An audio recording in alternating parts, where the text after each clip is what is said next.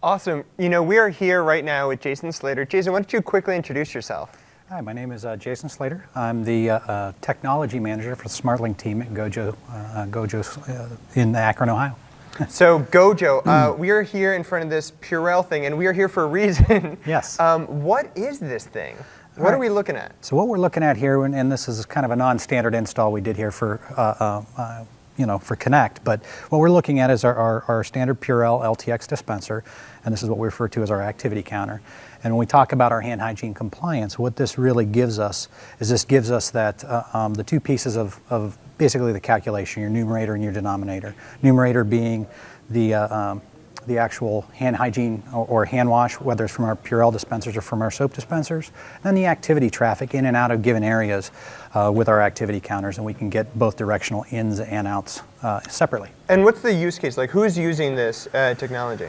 So primarily today, we have installations in acute care hospitals, and what we're helping them do is using these devices, setting these up generally in patient rooms so that we can get real traffic in and out of a given room, and then we correlate that data either at a room level, at a unit level, or a floor, or even a whole facility level to give them a really good baseline, an objective measure of how they're doing from a compliance perspective. Awesome. Now, I have not been washing my hands for days in preparation for this demo, so I'm just going to go ahead and just put it under. Mm-hmm. Now, what exactly does this part? Because I see the light go on, and I have my wonderful, and this is awesome, and I see. Yes.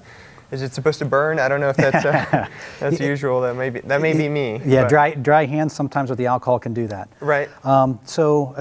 Like I said, this isn't really a typical install. Where this would be in an acute care setting is just inside the doorway within a hospital room. Right. So this part here, as we kind of get the lights going, green gives the directionality of in, red gives the directionality of out. So that's how we get our ins and outs. All that data is then sent up to our proprietary RF network that we install on site. And how is it actually, because I think, can you open this and we can see some of the... Absolutely. Yes, let's go under. All right, so what are we looking at here? So this is I see batteries and a couple other things. Yep, this is our standard pump house. I mean, one of the big challenges with our system is everything's battery operated, so we have to be really power efficient. Oh, right. So this is essentially that RF module that's going to send the data up to our network that's going to be on site to be aggregated and then forwarded up to Azure.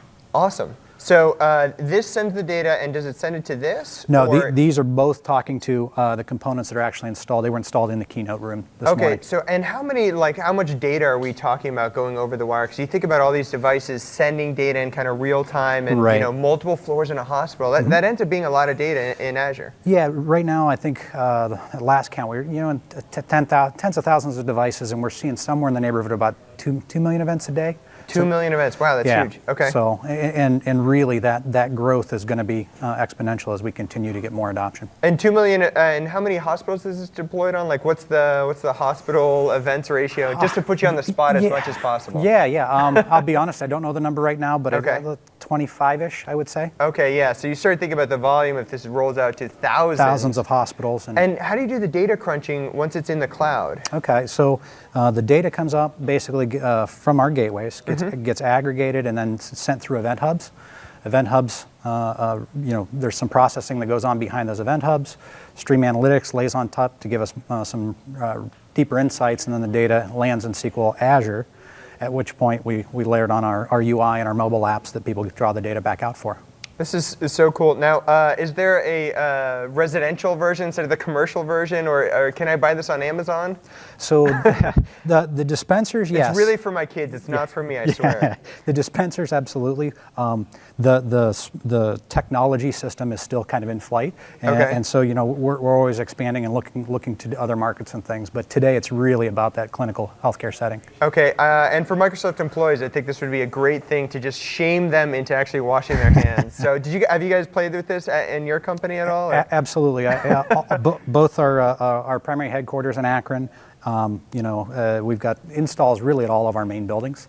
So it's just something to help the employees and understand how the system works and what it's about, what it is that our team's been working on. And to learn more, where would you go?